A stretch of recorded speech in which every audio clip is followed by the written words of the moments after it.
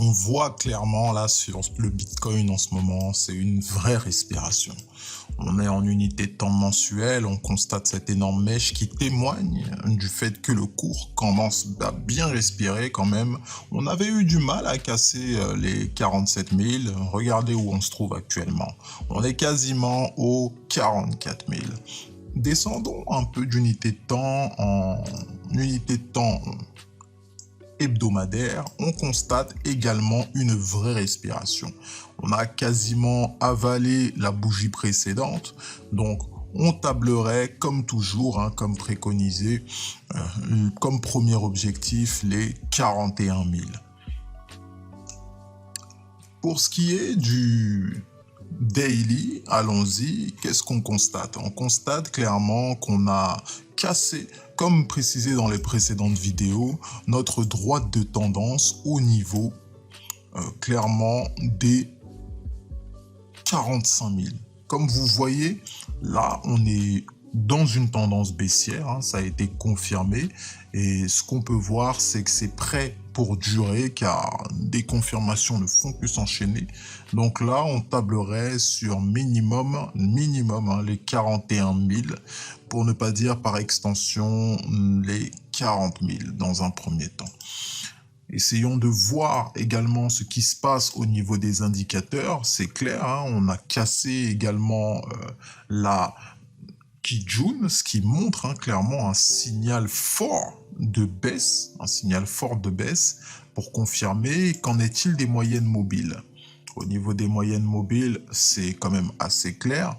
On se rapproche de plus en plus de la moyenne mobile 50. Donc, c'est celle qui va peut-être réussir à stopper le cours, comme elle a déjà effectué par le passé. Donc, qu'est-ce qui se passe également dans les unités de temps inférieures? Au niveau du 4 heures, ce qu'on peut voir au niveau du 4 heures, c'est assez évident. On a cassé l'ensemble de nos supports qui ne font que confirmer cette baisse, cette baisse déjà entamée lors de cette cassure de cette droite de tendance, qui ne fait que se confirmer au fur et à mesure. Donc là, on est pertinemment dans une tendance baissière, et notamment au niveau d'Ichimoku, on est sous le nuage, ce qui engendrerait clairement un maintien de cette baisse dans les jours à venir, tout simplement une phase de latéralisation du cours.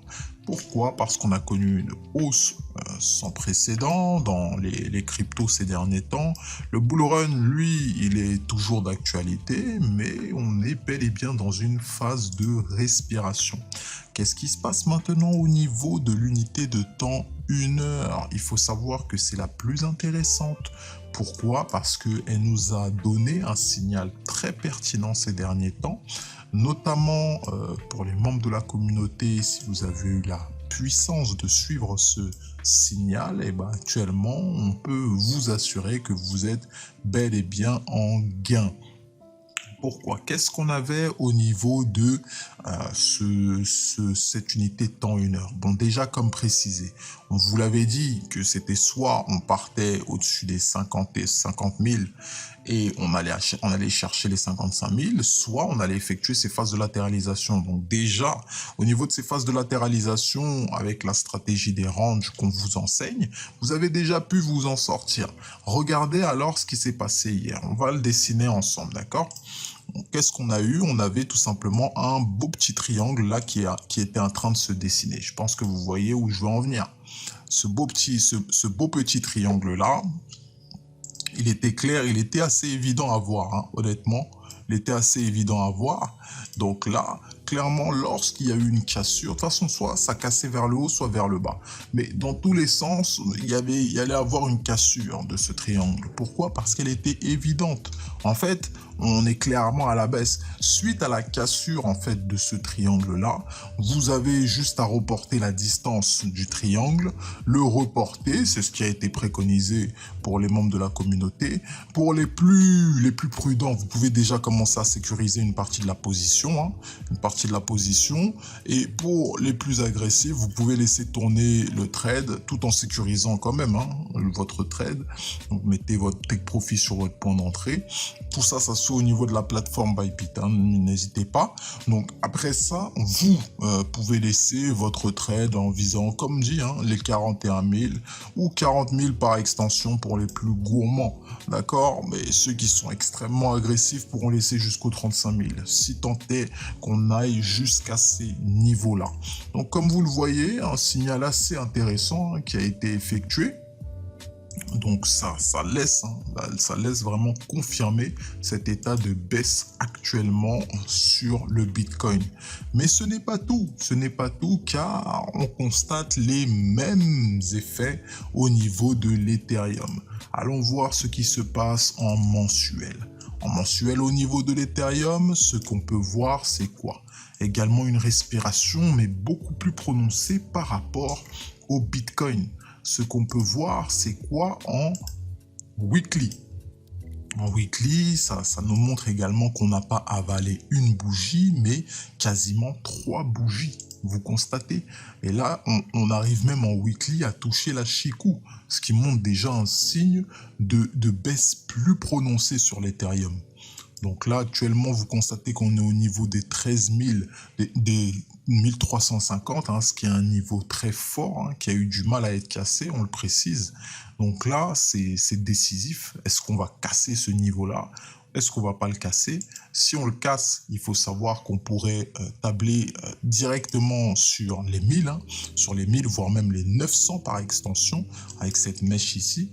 Donc ça reste à très bien étudier, car ça commence à devenir de plus en plus parlant.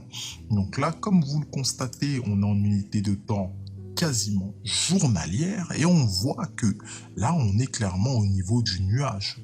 Au niveau du nuage, quand on regarde sur Ishimoku, ce qui nous laisse voir que là, sur l'Ethereum face au dollar, on constaterait soit peut-être un rebond, un petit rebond au niveau de ce nuage, soit clairement, là, si on casse ces 1350 de manière franche, hein, il faut savoir qu'on pourrait clairement tabler sur 1000, d'accord?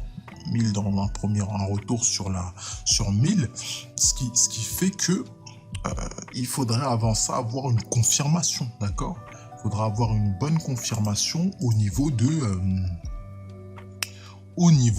la clôture, parce que effectivement on a clôturé en dessous de la moyenne mobile 50, ça c'est un fait, mais il faudrait également clôturer au sein de ce nuage. Là, ça serait une confirmation supplémentaire de la poursuite de la baisse sur Ethereum. Mais actuellement, il faut le dire, hein, que les phases sont extrêmement baissières et sur l'Ethereum, ça se voit vraiment de manière manifeste. Donc, comme on l'a constaté, il y avait également une sorte de semblant de signal, hein, au niveau de l'Ethereum, et également si on regarde en une heure, c'était globalement à peu près les mêmes formes qui se dessinaient sur l'Ethereum et que sur le Bitcoin.